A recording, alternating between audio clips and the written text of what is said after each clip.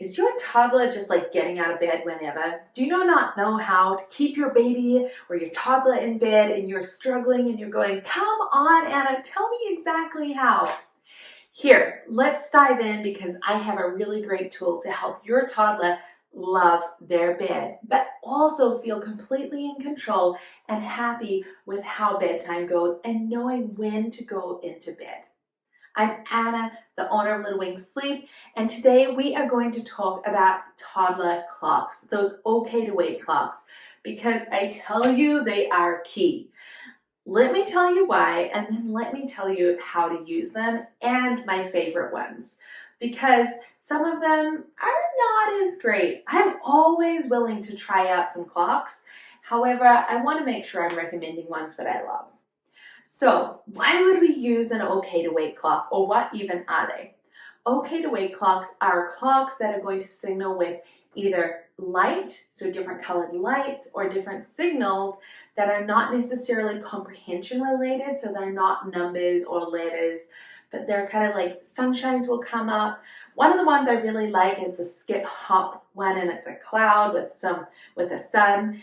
And that one there is fantastic because at bedtime it goes red. In the morning time it goes green. In our family we say red for bed, green for go. Another one of my favorite ones is the Mela, and you can change the different colors, and she's really cute looking, and you can kind of name her. She feels a bit more interactive.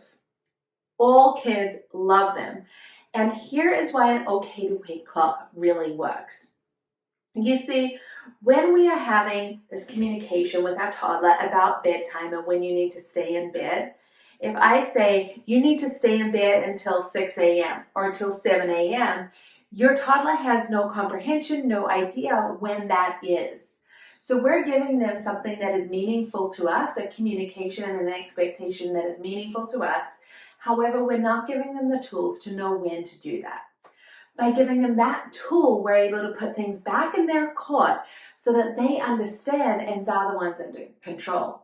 You see, then it's not about you versus me. It's about saying, hey, this clock here is actually telling us that it is time for bed. When we introduce this, then we're able to really kind of like hone in on this concept of red for bed and green for go. And so the child is able to understand that when I see this color, what it means, and it's not so much about like mom is forcing this on me or an expectation that they can't achieve. It's actually something that they feel in control of. And we want to make sure that we have lots of yeses for our toddlers, especially around sleep. This is one of the most vulnerable times in the day, and so we don't want to have lots of no's, like no, you can't do that, no, you can't do that. By having an okay to wait clock, we're able to have lots of yeses. Yes, you can get up when it's green. Yes, we're going to go to bed because it's red for bed. You're able to make it fun and interactive. Also, when they wake up at night, we're able to see, they're able to look at their clock and say, I see that my clock is not on. The reason why I really like the Mela and the skip hop clock is because they don't stay on all night. You can just leave them on for 20 minutes and that is enough for them to fall asleep. It shouldn't take them any longer than 20 minutes to fall asleep anyway, and so it is a really good cue for them to go to sleep throughout the bedtime routine. So make sure it's not on all night long, otherwise it can be distracting. By having it on just like during that bedtime routine and then in the morning, like my skip hop one does it orange before green, so then she knows it's coming, right? There's a patience involved. However, it means that I'm putting that onto the clock. It means that we're shifting it away from her and I and onto the clock, so then she's going, I see that, I know the boundary behind that, and I'm able to follow it. So when should you start an okay to wait clock, and what are some key things when you're looking for one? You should start an okay to wait clock at around 16 to 18 months. Why? That seems so early, like they're just learning to talk. However, they also understand. They understand routines, they understand boundaries, and so by having this in place while they're in the crib, it's no longer about the crib holding them in. They're able to transfer that to say, when it is red, I am in bed. So when you then transfer to the big bed, whether it may be in 6 months, in a year and a half, it doesn't really matter, because this is like a program thing that you just leave. You don't think about it, it just is there, and you're able to talk about it in the bedtime routine. But it means that when they transition to that big bed, it's not about like, oh my gosh, I've lost the boundary of the crib. I'm going to get out, I'm going to get out, I'm going to get out. Because the boundary isn't about the crib. We love our bed. Our crib is safe. Our bed is safe. And so then that continuity between having that okay to wake clock when they're in their crib through to their big bed makes it so much smoother. So what are some things that I look for when I'm shopping for an okay to wake clock for my clients, or I'm recommending one or reviewing one? Because I get sent them all the time. So let's think about this. First of all, as I mentioned, I want to make sure that it turns off during the night.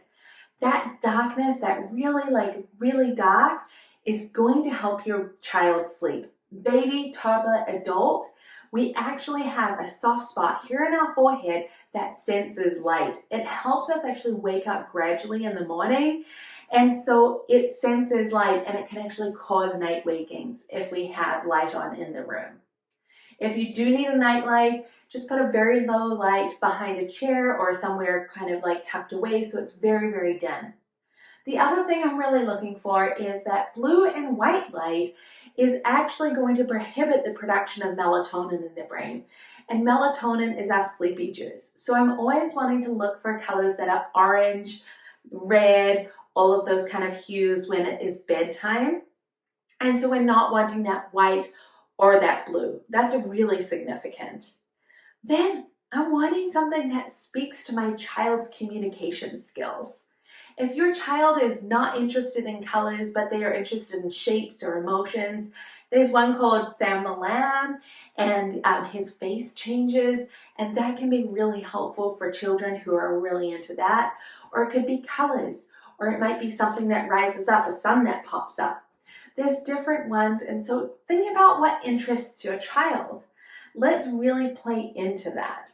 I have some kids who are super into numbers, and all we did was get an analog clock, and we covered up the other numbers, and we just kept the 7. So when they saw the 7, they could get out of bed because they loved numbers. And so we want to speak to their interests. Those are the things I look for, and that's why to introduce it early. There's no harm in introducing it early. You'd be surprised what they can learn and the long-term benefits of it. If this has been helpful, give us a thumbs up. Otherwise, make sure you subscribe and tick that little bell right there, because you want to make sure you get all of your sleep tips so you can get that beautiful 10 to 12 hours a night. I'm here with you, friend, and I can't wait to hear what sleep clock you buy for your little one. Hey there, Mama. Are you feeling exhausted, frustrated, and just a little defeated? I hear you, and I've been there, and thankfully, I can help. Let's teach your baby to sleep. I'm talking 10 to 12 hours of sleep each night. Little Wink's Sleep Baby program uses a science-based, gentle, parent-present approach that fosters healthy attachment while teaching independent sleep skills. We don't believe in letting your baby cry it out. This program includes everything you need, such as our insider strategies, both on night sleep and naps, as well as extras like our monthly live Q&A.